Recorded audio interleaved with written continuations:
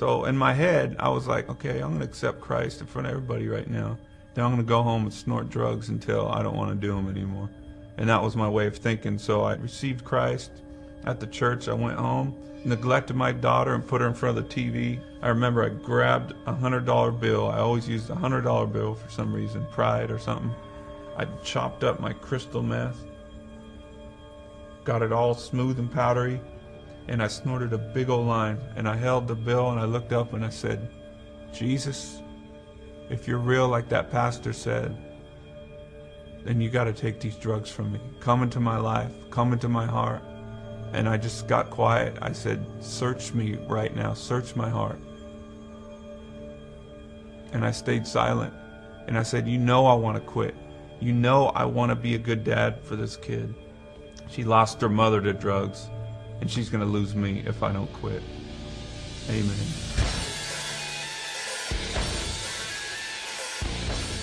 There's a high when you go on stage and you see all these people like just loving your music and loving you and stuff, and there's these girls and all these people going worshiping me. When you see all those people just going nuts for you, it's like, you know, it puffs you up inside. You're like, you know, I'm important.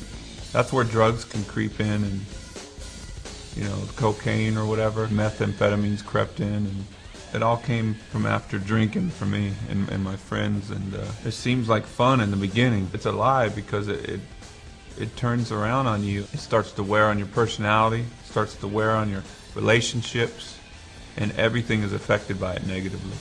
Everything.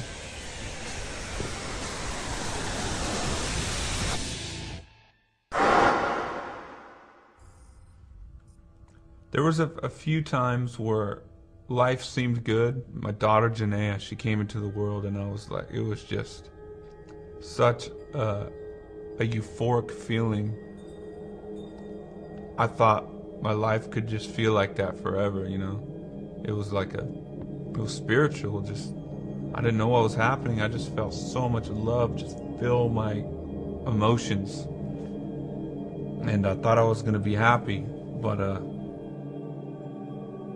I just couldn't stay sober.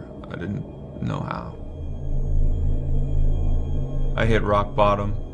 I had swore that I would never do methamphetamines again, because I saw what it did to my child's mother.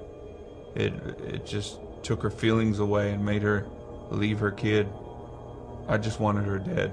I wanted to kill her. I thought she was a scum of the earth, and you know, how could she do drugs like that and let the drugs win her like that? So I never was going to do meth again.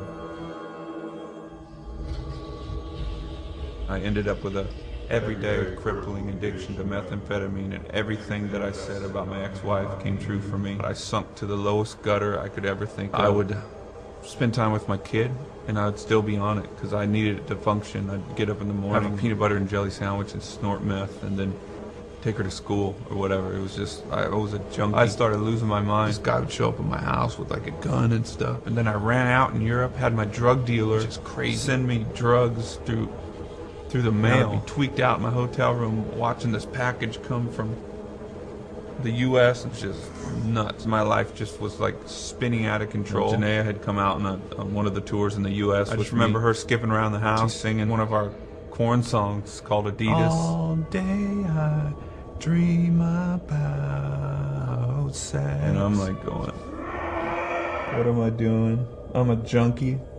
My daughter's singing All Day I Dream About Sex. And I'm gonna die.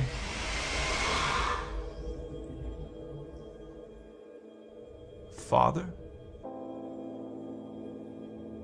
My real estate broker, Eric, he said, Brian, I don't mean to be weird with you. I hope you don't take this the wrong way, but I felt the scripture like jump out at me. I've never done this before, you know, so I don't really know how to do this, but I felt like this would mean something to you. It's Matthew 11:28.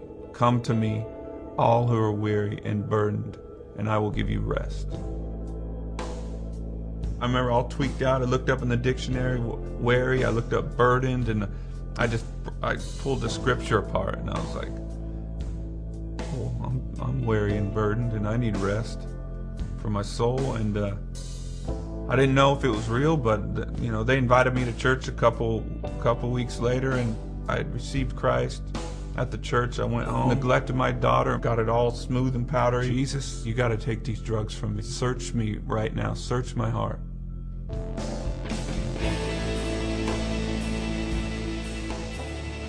Father. I felt so much fatherly love from heaven, and it was like, I don't condemn you. I love you. I love you. It was just love, love, and instantly that love from God came into me. It was so powerful that the next day I threw away all my drugs, and I quit corn. I was like, I'm quitting corn and I'm gonna raise my kid, because my kid, like, I got the love from God coming to me, and then it came out of me to my kid. It changed me. My heart was changed like that, and I was like, Janaea, Daddy's gonna be home with you all the time. I'm quitting my career. And her face lit up, and she's like, for me? You know, she felt so special, and God used her to save me, to save her life later on. My dream came true way more than I dreamt about. I made more money. I played bigger shows. I mean, houses, cars. I tried drugs, I tried sex, I tried everything to try to get pleasure out of this life. And I thought that I could fulfill my life with all this stuff by having my dream come true, and it came true.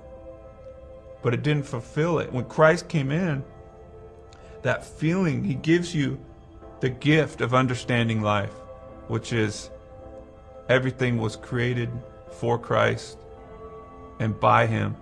And we're created to be with him. And it's the most incredible feeling, because you're where you belong. And contentment is given to you in life, because you don't have to look anywhere else. And you're exactly where you need to be. And the question about life is answered. I'm Brian Head Welch, and I am second.